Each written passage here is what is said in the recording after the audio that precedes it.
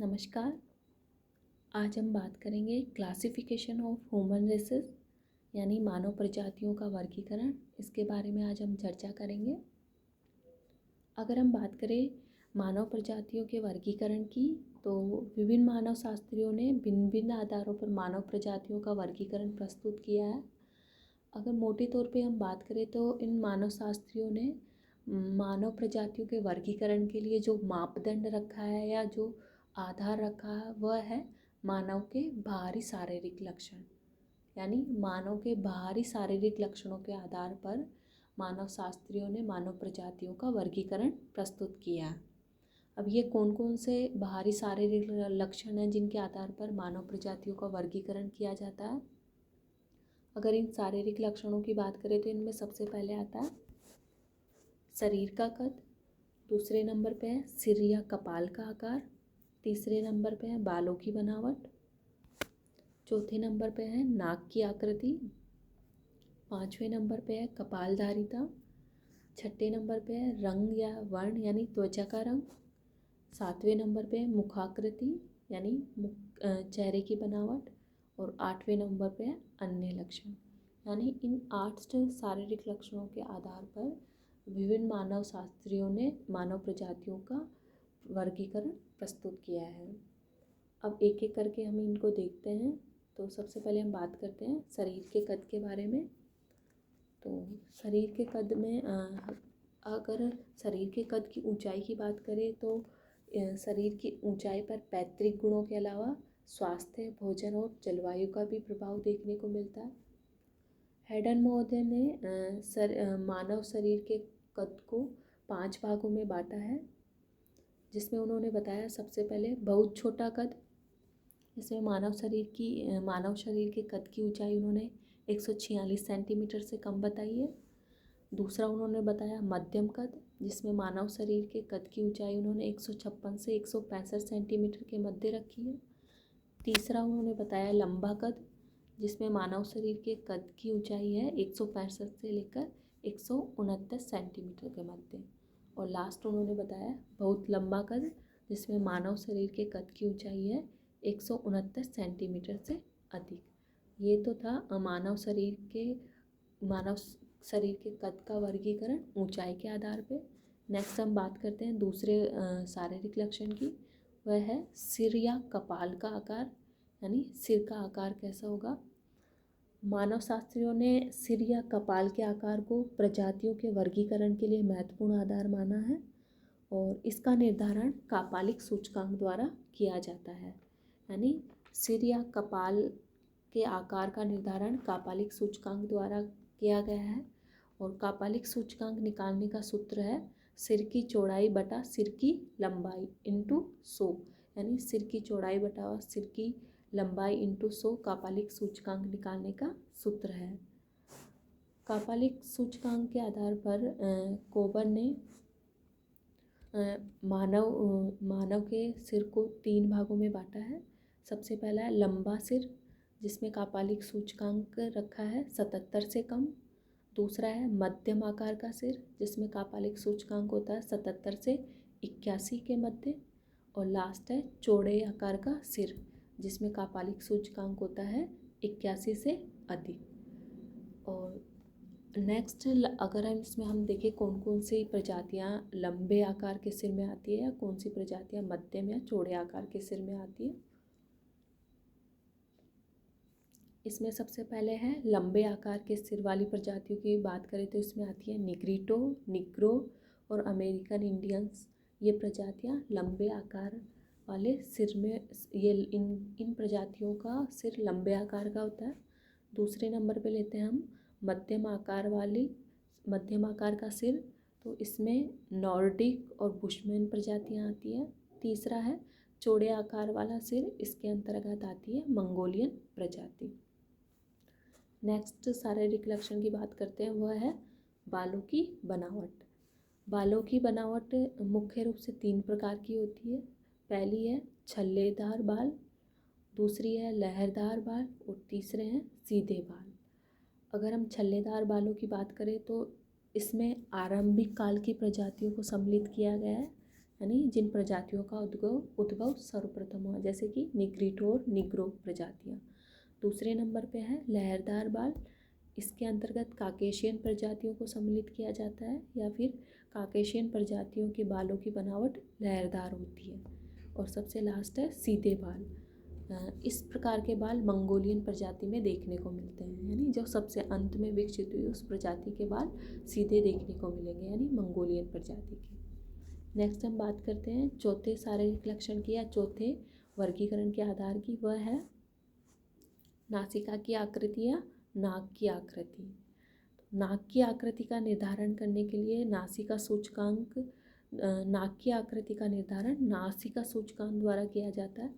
और नासिका सूचकांक निकालने का सूत्र है नाक की लंबाई बटावा नाक की चौड़ाई इंटू 100, यानी नाक की लंबाई बटावा नाक की चौड़ाई इंटू 100 नासिका सूचकांक निकालने का सूत्र है।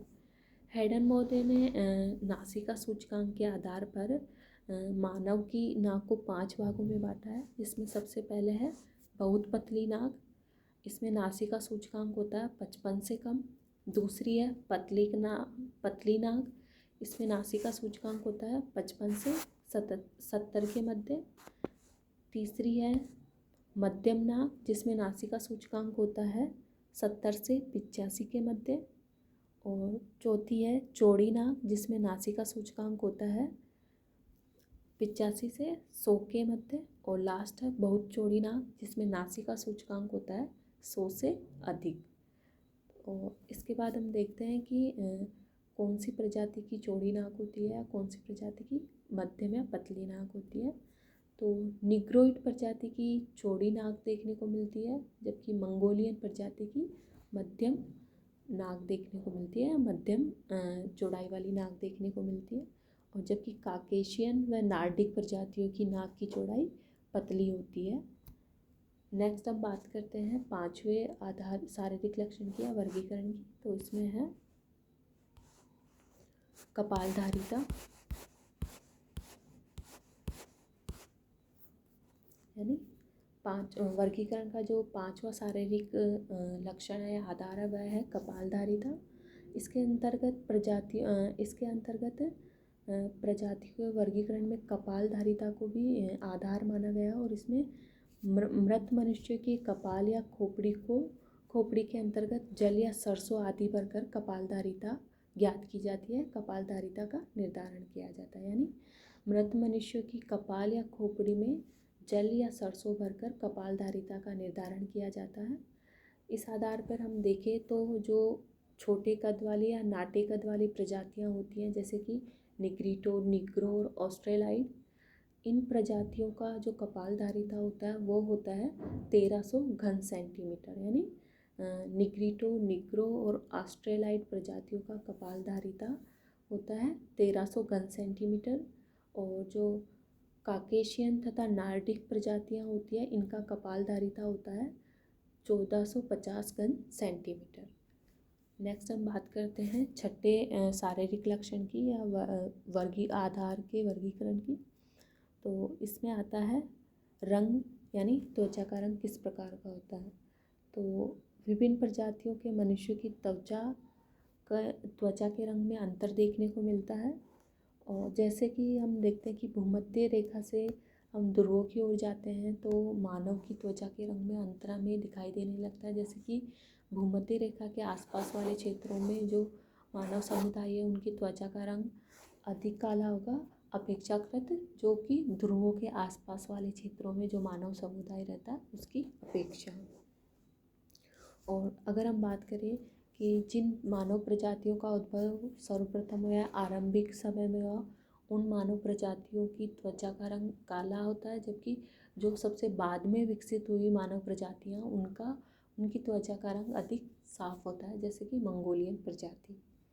नेक्स्ट हम बात करते हैं 7वें शारीरिक लक्षण की। इसमें हम लेंगे मुखाकृति, यानी मुख पर सिर तथा जबड़े की बनावट का महत्वपूर्ण प्रभाव पाया जाता है, जिसमें कि हम देखते हैं कि मानव प्रजातियों का जबड़े का आकार कैसा है, यानी अधिक उभरा हुआ है या फिर कम विकसित है। अगर इस आधार पे हम देखें तो जिन मानव प्रजातियों का उद्भव सर्वप्रथम हुआ या पहले हुआ, उनका जबड़ा अधिक उभरा हुआ था, जबकि जो प्रजातियां बाद में विकसित हुई है उनका जबड़ा कम उभरा हुआ था। जैसे कि मंगोलियन प्रजाति सबसे बाद में विकसित हुई प्रजाति है और इनके जबड़े का उभार बहुत कम होता है। नेक्स्ट है अन्य लक्षण।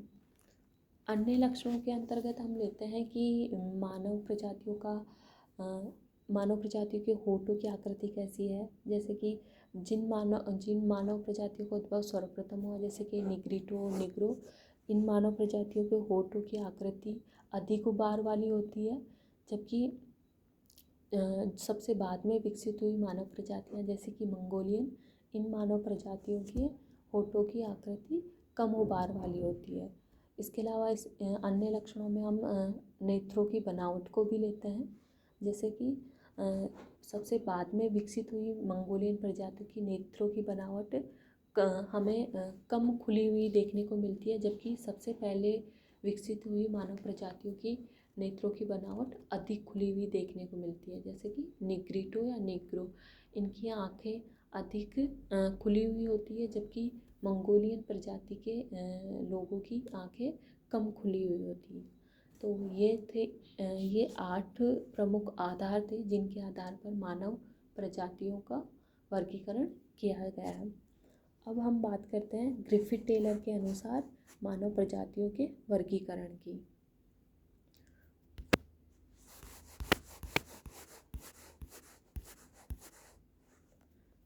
ग्रिफिथ टेलर ने 1919 में एक सिद्धांत दिया था, प्रवास कटिबंध सिद्धांत या माइग्रेशन जोन थ्योरी।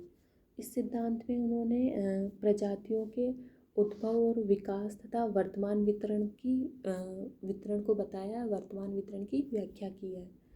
इस सिद्धांत में ग्रिफिथ टेलर ने बताया कि मानव प्रजातियों का उद्गम सर्वप्रथम मध्य एशिया में हुआ और मध्य एशिया से ही मानव प्रजातियों का स्थानांतरण एक स्थान से दूसरे स्थान पे हुआ या मानव प्रजातियों का पलायन हुआ। और उन्होंने बताया कि जिन मानव प्रजातियों का विकास सर्वप्रथम हुआ वे मानव प्रजातियां महाद्वीपों के बाह्य पेटी में, महाद्वीपों के बाहरी भागों में देखने को मिलती है, जबकि जिन मानव प्रजातियों का विकास सबसे अंत में हुआ वे मानव प्रजातियां महाद्वीपों के मध्य भाग या केंद्र भाग में दिखाई देती है। ग्रिफिथ टेलर ने कपाल सूचकांक और बालों की बनावट को मुख्य आधार मानते हुए मानव प्रजातियों को 7 भागों में बांटा है। अब ये कौन कौन से 7 मानव प्रजातियां, अगर हम इनकी बात करें तो सबसे पहले है निग्रिटो, दूसरे नंबर पे उन्होंने माना है निग्रो प्रजाति, तीसरा माना है उन्होंने ऑस्ट्रेलाइड प्रजाति, चौथा माना है उन्होंने भूमध्य सागरीय प्रजाति, पांचवा माना है नार्डिक प्रजाति, छठा माना है अल्पाइन प्रजाति और सातवां माना है मंगोलिक प्रजाति। अब एक एक करके हम इन मानव प्रजातियों के बारे में बात करेंगे, यानी इनके शारीरिक लक्षणों की और इनके विश्व में इनका कहाँ कहाँ वितरण है उसके बारे में हम बात करेंगे। सबसे पहले हम बात करेंगे निग्रिटो प्रजाति की। अगर हम बात करें निग्रिटो प्रजाति की तो निग्रिटो प्रजाति को विश्व की सबसे प्राचीनतम मानव प्रजाति माना जाता है और यह प्रजाति अपने उद्गम स्थल से सबसे पहले यह स्थानांतरित हुई थी, यानी अपने उद्गम स्थल से स्थानांतरित होने वाली प्रथम प्रजाति निग्रिटो ही है। और बाद में जो प्रजातियां विकसित हुई है, बाद में जिन प्रजातियों का विकास हुआ उनके द्वारा इस प्रजाति को महाद्वीपों के बाहरी भागों की ओर खदेड़ दिया गया या हटा दिया गया। अगर इनके शारीरिक लक्षणों की बात करें निग्रिटो प्रजाति की, तो इनका शरीर का कद छोटा होता है, त्वचा का रंग काला या चॉकलेटी रंग का होता है और नाक अधिक चपटी व चौड़ी होती है और जबड़ा आगे की ओर निकला हुआ होता है और जबकि बाल छल्लेदार या अधिक घुंघराले बाल होते हैं। और अगर इनके सिर की लंबाई की बात करें या कपाल सूचकांक की बात करें तो वो होता है 70 से कम, यानी अधिक लंबा सिर होता है। और इसके अलावा अगर हम इनकी बात करें तो अगर वर्तमान समय में आज निग्रिटो मूल रूप में विश्व के किसी ही भाग, संभवतः किसी भाग में मिलती हो, क्योंकि इनका प्रजातीय मिश्रण अधिक हुआ है, यानी ये अपने मूल रूप में न मिलके मिश्रित रूप में मिलती है।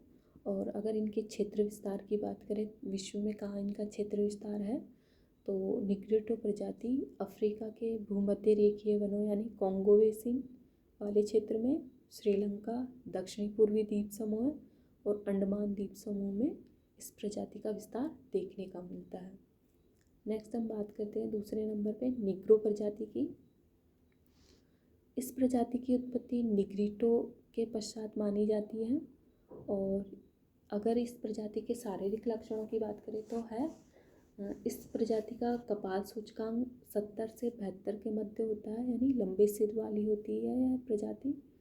और इसके बाल ऊन जैसे वह घुंघराले होते हैं, यानी इसके बाल भी घुंघराले हैं निग्रिटो प्रजाति की तरह।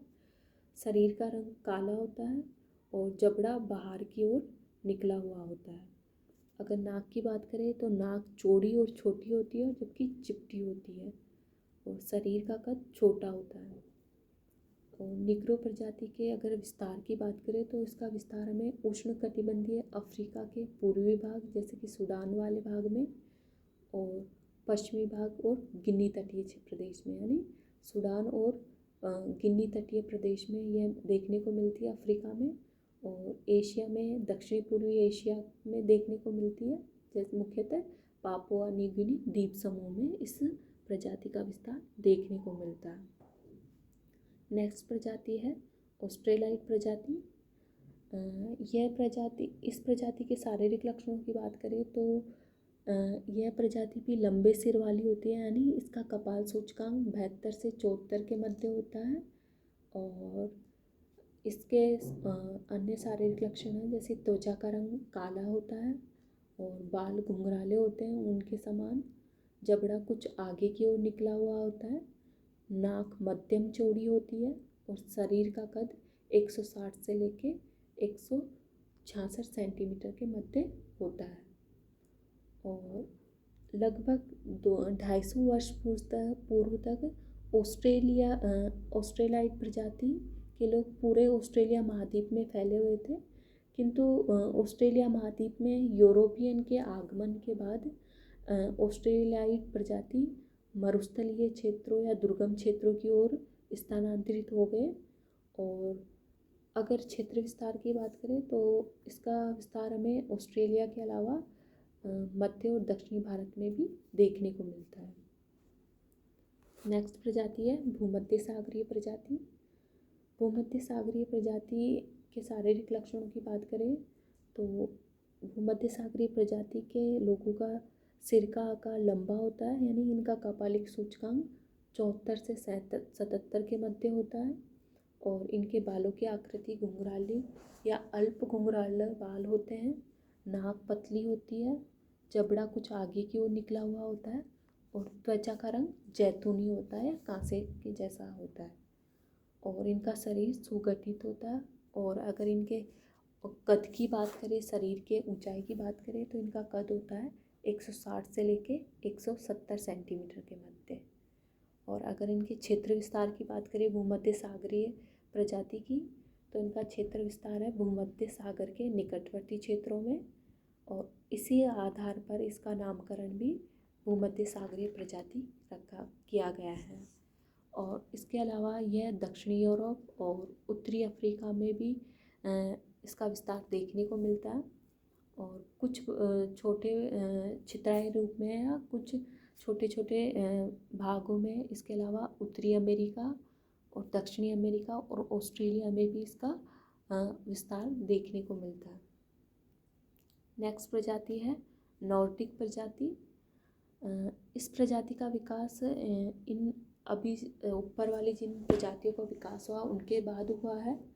और अगर इसके शारीरिक लक्षणों की बात करें तो इनका सिर सामान्य आकार वाला होता है, जिसका कि कपाल सूचकांक 78 से 82 के मध्य होता है।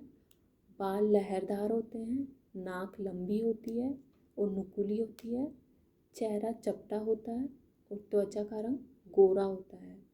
और अगर शरीर के कद की बात करें तो इनका शरीर लंबा होता है, यानी 168 से लेके 172 सेंटीमीटर के मध्य इनके शरीर की ऊंचाई देखने को मिलती है और शरीर सुगठित होता है। इसके अलावा नार्डिक प्रजाति के क्षेत्र विस्तार की बात करें तो इसका क्षेत्र विस्तार हमें उत्तरी पश्चिमी यूरोप में देखने को मिलता है, जहाँ से ये प्रवास करके उत्तरी दक्षिणी अमेरिका में भी पहुँच गए हैं, फैल गए हैं, है नी। मुख्यतः ये नार्डिक प्रजाति का क्षेत्र उत्तरी पश्चिमी यूरोप में देखने को मिलता है। इसके बाद यहाँ से ये प्रवास करके उत्तरी और दक्षिणी अमेरिकी क्षेत्रों में भी फैल गए हैं। नेक्स्ट प्रजाति है अल्पाइन प्रजाति। यह एक नवीन प्रजाति है। अगर इसके शारीरिक लक्षणों की बात करें तो इनका सिर चौड़ा होता है और कपाल सूचकांक होता है 82 से लेके 85 के मध्य। बाल सीधे होते हैं तथा नाक पतली होती है और लंबी होती है। इसकी त्वचा का रंग भूरा होता है और चेहरा सपाट होता है। अगर इसके निवास क्षेत्र की बात करें तो इसका निवास क्षेत्र मुख्यतः मध्य और दक्षिणी पूर्वी यूरोप में है। और अल्पाइन प्रजाति की दो मुख्य शाखाएं हैं। पहली है पश्चिमी शाखा और दूसरी है पूर्वी शाखा। अगर पश्चिमी शाखा की बात करें तो इसके अंतर्गत स्विस, स्लाव और आर्मेनियन प्रजातियां आती है जो कि अधिक गोरे होते हैं। दूसरी है पूर्वी शाखा।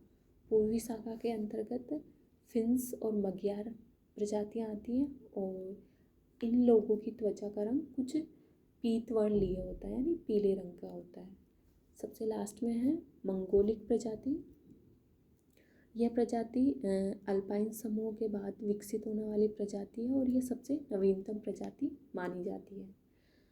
इसे टेलर ने उत्तर अल्पाइन प्रजाति भी कहा है, यानी मंगोलिक प्रजाति को टेलर ने उत्तर अल्पाइन प्रजाति भी कहा है। अगर इस प्रजाति के शारीरिक लक्षणों की बात करें तो इनका सिर गोल होता है, कपाल सूचकांक 85 से लेकर 90 के मध्य होता है और बाल सीधे होते हैं और इनकी नाक पतली होती है, चेहरा चपटा होता है, रंग गोरा होता है और कुछ पीलापन लिए होता है। अगर कद की बात करें तो कद औसत पाया जाता है, यानी अधिक ऊंचाई वाले नहीं होते हैं। अगर इसके क्षेत्र विस्तार की बात करें मंगोलिक प्रजाति की तो इसका क्षेत्र विस्तार, पहले ये प्रजाति एशिया के मध्यवर्ती भाग में रहती थी, किंतु अब यह मध्य भाग से पश्चिमी और पूर्वी दोनों ओर फैल गई है। यानी सर्वप्रथम इसका उद्गम मध्य एशिया में था, किंतु ये मध्य एशिया से फैलकर अब पश्चिमी और पूर्वी दोनों भागों में इसका विस्तार हो गया है। अगर पूर्ववर्ती दक्षिणी एशिया की बात करें या पूर्वी एशिया की बात करें तो इसका विस्तार चीन, जापान और कोरियाई देशों में देखने को मिलता है और यह सबसे अंत में विकसित होने वाली प्रजाति है। तो ये तो हमने देखा प्रजातियों का वर्गीकरण ग्रिफिथ टेलर के अनुसार। इसमें उन्होंने विश्व की प्रजातियों को 7 भागों में बांटा है, इसका हमने वर्णन किया है। तो आज के वीडियो में इतना ही। Thank you so much.